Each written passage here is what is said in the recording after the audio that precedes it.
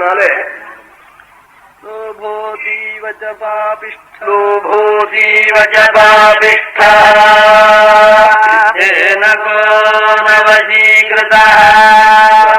ஆரத்தான் வசப்படுத்தாது மனோரமே. அதாவது சுதர்சனுடைய தாயார் இன்னும் என்ன பண்ணிவிடுவனோ நம்ம குழந்தையும் நம்ம கொண்டாலும் பண்ணிவிடுவோம் எல்லாரையும் கொண்டு விடுவோம். பணத்துக்காக எத்தனை பாயசனை கொடுத்துடுறான். அவன் இவன் அனந்தரவாரசா போகணும்னு சொல்றான். இவனுக்கு அப்புறம் இன்னொருத்தம் கொடுக்க மாட்டானா? அதனாலதான் அக்னிதோ கிரதீவார்னால் தீ வைக்கிற பயல் விஷம் கொடுக்கிற பயம் மூஞ்சிலேயே முழிக்காதே இருக்காள். மூஞ்சில முழிச்சாலே வழியாது. மகாபாபிகளை பண்ணாமல் விட்டாள். விஷத்தை கொடுக்கறது, தீய வைக்கிறது, நெருப்பு வைக்கிறதுக்கு எத்தனை வேணும் ஒரு தீ குச்சியை வச்சு விட்டா அவங்களே எரியுது 10 வீடு சிரிச்சுன்னு போகும். அவன்லாம் ரொம்ப மகாபாபிகள் விட்டாள். அவன்லாம் ரொம்ப கஷ்டப்படுறான் பாருங்க பல ஜீவன். இதெல்லாம் நிர்மாந்தரத்துல அப்படி தப்பு பண்ண பாபிகள் சொல்லிவிட்டாள் ரிஷிகள் ஸ்மிருதியில. இதுல இருந்து ஊகிச்சுக்கோ அவன் நல்லது பண்ணிருக்கான்னு சொல்லி ரிஷிகள் போய் சொல்லியிருக்காள். சொல்றதெல்லாம் சரியா இருக்கு, அதுல ஒன்றும் சந்தேகமே இல்லை. அதனால எதையும் பண்ணிவிடுவனேன்னு கவலைப்பட்டாள் மூத்தாள்.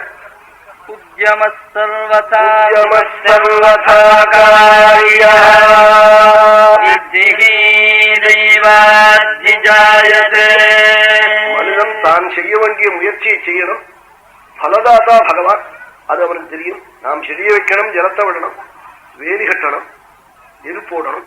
அதற்கு மேல பூப்பதோ பழுப்பதோ பிஞ்சு விடுவதோ அது பகவானுடைய பொறுப்பது.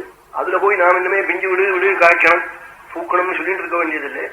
நாம் செய்ய வேண்டிய முயற்சியை செய்யணும். நம்ம மனுஷனுடைய கடமை அது.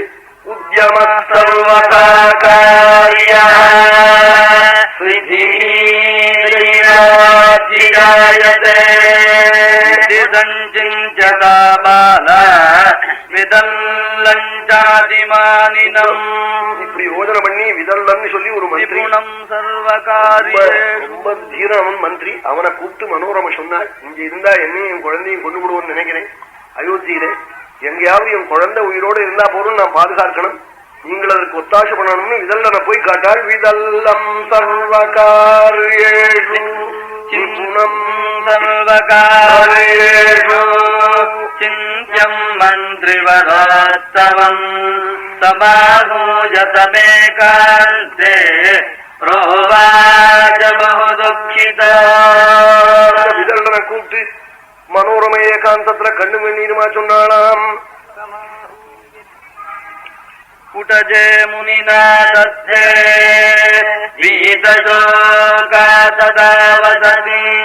அவன் சொன்னான், காஷி தேசத்துல பரத்வாஜ ஆசிரமம் இருக்கு, புண்ணிய தேசம். என்ன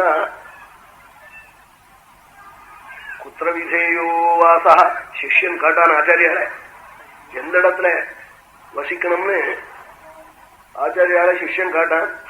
அதுக்கு 2 இடம் இருக்கு, ஏதாவது 2 இடத்துல ஒரு இடத்துல வசிக்கணும்னா எந்த இடம்னா சஜ்ஜன நிகட்டே சபாகாஷ்யாம் குத்திர விதேயோ வாசா, எங்க வசிக்கணும்னு சிஷ்யன் கேட்கிறான். ஆச்சாரியால் 2 இடம் உண்டு, இந்த 2 இடத்துல ஒரு இடத்துல வசிச்சா ஜென்ம சாபல்யம் நாள் என்ன சஜ்ஜன நிகட்டே சபாகாஷ்யாம். சாதுக்களுடைய சமீபத்துல வசிக்கணும். கிடைக்கல சாதுக்கள் காஷி போயிடுவார். என்ன காசியில போய் விரும்பினேன், அந்த கங்கையில அப்படி மூழ்கி தவக்கல மாதிரி கரையறனா கூட புண்ணியம். சஜ்ஜன நிகட்டே அதவா காஷ்யா. பாபிகளுக்கு இந்த 2ம் கிடைக்காது, சாது சம்சப்தமும் கிடைக்காது, காசியும் கிடைக்காது. அவன் எங்கேயாவது போய் விழுந்து மதிப்பன் ஷாமன். அதனால சரீரத்துல பலம் இருக்கிற போதே நல்ல காரியங்களை எல்லாம் நிறைய செஞ்சுணும்னா. யாரு நுண்டின்னு கேட்டாள். நுண்டி யாருன்னா கழத்தனம் வந்த பிறகு தீர்த்தாட்டனம் போறானே அவன் தான் நுண்டின்னா. வயசானதுக்கு அப்புறம் பதரிகாசிரமம் போறேங்கிறது. வால்தேர்ல போயிடும் போட்டுன்னு, வால்தேர்னு ஒரு புண்ணியக்ஷேத்திரம், அங்க போனதே போச்சுன்னு போயிடும், ஒன்னும் கிடைக்காதுங்க. அந்த இடத்துல போய் பட்டு திடீர்னு போயிடும் ஜீவன். அதனால உடம்புல பலம் இருக்கிற போதே நல்ல காரியங்களை எல்லாம் செஞ்சிடணும். அதுதான் விவேகம். அது மாதிரி ஒரு சத்ருவர்த்தி பால்யத்துல வரணும்னா சாதுக்களுடைய அனுகிரகம் இருந்தா தான் வரும். ஒன்றும் வராதுன்னு 6 வருஷம் நாள் நான் பிரம்மபுத்திரனா ஆனதுக்கு காரணம் மகான்களுடைய அனுகிரகம். மகான்களை போய் சேவிச்சேன், அவ கட்டாட்சம் மேல விழுந்தது. பிரம்மபுத்திரனா பண்ணிவிட்டு இதுக்கு மேல பட்டம் இல்லை, அப்படி பண்ணிவிட்டு என்னங்கிறார். மகா அனுகிரகம் எதையும் செய்யும், அதுக்கு செய்ய முடியாது ஒண்ணுமே இல்லை. அதனாலே நல்ல இடத்துல போய் காசியில போய் வசிக்கணும். பரத்வாஜாசிரமம் இருக்கு, பாரத்வாஜர்னு மகர்ஷி இருக்காள். அங்க போ அம்மா அவன் குறையெல்லாம் நீங்க மந்திரி இப்படி சொல்ற மந்திரியா இருக்கணும்னு அவன் நீ பரப்பிட்டு ரிஷியாவுக்கு போடுன்னு சொல்லி கொடுத்தாங்க. அப்படி இருக்கிற மந்திரியா இருந்தா பிரயோஜனம் உண்டோ? ரிஷியாவில் போனா அங்க தேரும் பாலமா ஓடுறதாங்க. அங்க பரப்பிட்டு போன்னு சொன்னாக்க அது யுக்தி சரியான க்ஷேமத்தை கொடுக்கக்கூடிய யுக்தி. அது காசியில போய் வசிகமிஷ்யாமோவனே புனஸ்கிலோவனே காமம்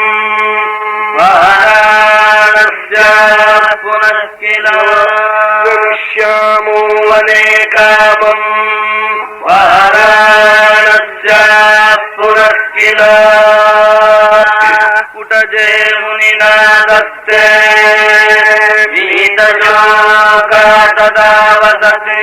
குழந்தை எடுத்துன்னு போய் கதறினாள் மகர்ஷியினிடத்துல. மகான்கள் அபயப்பிரதானம் பண்றதுக்கு மேல ஒண்ணுமே இல்லை. ஒரு பீதி அடைஞ்சு வந்தவனுக்கு அபயதானம் பண்ணுவதற்கு மேல சர்மமே இல்லையா? அதனாலதான் சந்நியாச மந்திரமே கடைசியில அபயம் மத்த சுவாதான். என்னை கண்டு உத்தரும் பயப்படப்படாது, இதுதான் கடைசி மந்திரமே. அவன் யாரும் பயப்படாம நெருங்கி பழகிறதுக்கு யோக்கியமா இருக்கிறது தான் சன்னியாசம். அப்படி இருந்தா அதான் சன்னியாசம். காவி வேஷ்டினால மட்டும் சன்னியாசம் இல்லை, அது மாதிரி ஒரு குணம் இருக்கணும். அதுதான் சன்னியாசம். அப்படிப்பட்ட ஒரு நிலை. இங்கிருந்து பயத்திரஸ்தையா இருந்து குழந்தைய அடிச்சுன்னு போய் மகர்ஷி காலில் விழுந்தாள். அம்மா பயப்படாது, நான் ஒரு பர்ணசால தரேன், இங்க வசி க்ஷேமம் உண்டாகிடும், மேல மேல க்ஷேமங்கள் வரும்னு சொன்னாளா? அது என்ன பெரியவா வாக்கால சொன்னா அதுக்காக தேடிக்கிட்டு வராதோ க்ஷேமம். உடஜே முனிநாதத்தே வீதயோகததாவசதே சைரந்திரீ ரஹிதா தத்ர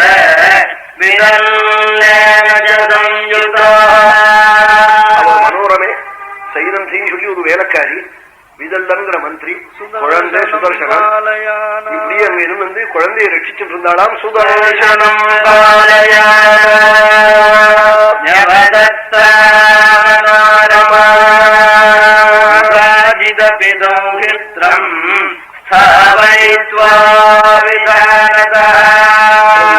என்ன பண்ணினான்? தன் பேரனை அயோத்தியில இடையாளுடைய மாமனாரவன், அவன் தம் பேரனான சத்ருஜித்துங்கிற தன் பேரனை ஸ்தாபனம் பண்ணிவிட்டு மந்திரிய ராஜ்யத்தெல்லாம் பார்த்துட்டு சொல்லிவிட்டு அவன் தங்கள் ஊருக்கு பரவிட்டு போட்டான். தம் பேரனுக்கு ராஜ்யம் வரணுங்கிறதுக்காக தான் அவன் இத்தனை சண்டை பூசல் எல்லாம் போட்டது.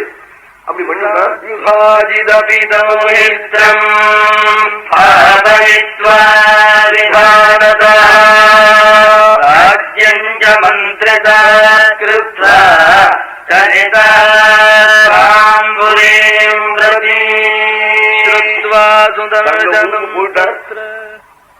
ஊருக்கு போன பிறகு அப்படி எங்க இருக்கான் சுதர்சனன் மனோரமேன்னு விசாரிச்சான். ரிஷ்யாசிரமத்துல இருந்துட்டு இருக்கான், பர்ணசாலையிலேன்னு தெரிஞ்சது. சத்ரு குழந்தையா இருந்தாலும் அவனை விடப்படாது, அவனை நிகிரகம் பண்ணி பண்ணா அப்பதான் தம் பேரனுக்கு அடைஞ்ச இடையூறு இல்லாம இருக்கும்னு சுதர்சனம் தத்ர முனீநாமாஶ்ரமே திரிகம் சந்துகாமஜகாமாசு சித்ரகூடம் பர்வதம். காசியில சித்திரகூடம்னு ஒரு பர்வதம், அந்த பர்வதத்துல ஆசிரமம் கட்சிந்து பாரத்வாஜ ஆசிரமத்துல இவ இருக்கிறான்னு தெரிஞ்சு சைன்யத்தோட கூட அவனை வதம் பண்றதுக்காக பரப்பிட்டு போனான்.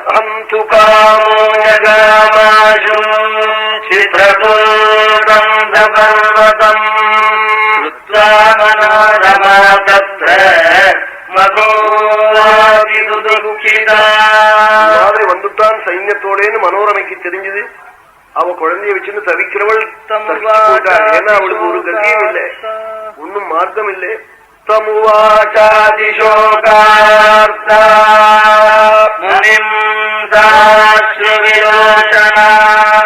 கண்ணுங்கண்ணீருமா மகர்ஷி காலில போய் நமஸ்காரம் பண்ணி இப்படி வந்துட்டானே நான் என்ன பண்ணுவேன், அவங்க வந்துட்டான்ங்கிறாளே என் குழந்தை ஏதாவது பண்ணிவிடுவனே நான் என்ன பண்ணுவேன்னு கவலைப்பட்டாளாம்.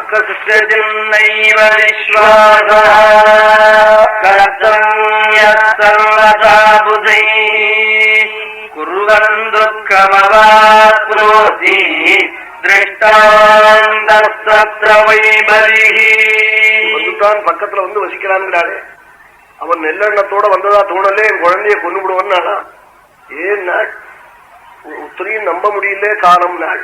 இதுக்கு திருஷ்டாந்தம் மகாபலிதான் சொன்னாள். மகாபலி சுவாமியை நம்பி மோசம் போட்டானே, எந்த பகவான நம்பினவாளுக்கு குறை வராதோ எந்த பகவானுக்கு கஷ்டம் நீங்குமோ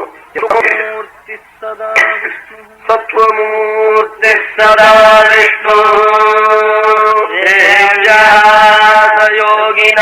யோகிகளெல்லாம் சேவிக்க தகுந்த தெய்வம் சத்வமூர்த்தி பரமாத்மா நாராயணன். அவனை நம்பி மோசம் போட்டானே மகாபலி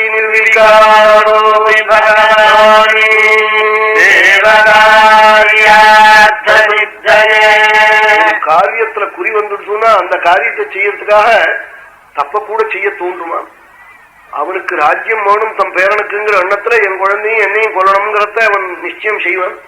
பகவான் தேவதைகளுடைய காரியத்தை சித்தி பண்ணி வைக்கிறதுக்காக மகாபலியே மாற்றி பிள்ளையோ சுவாமியே நாராயணனே பண்ணிவிட்டாளே.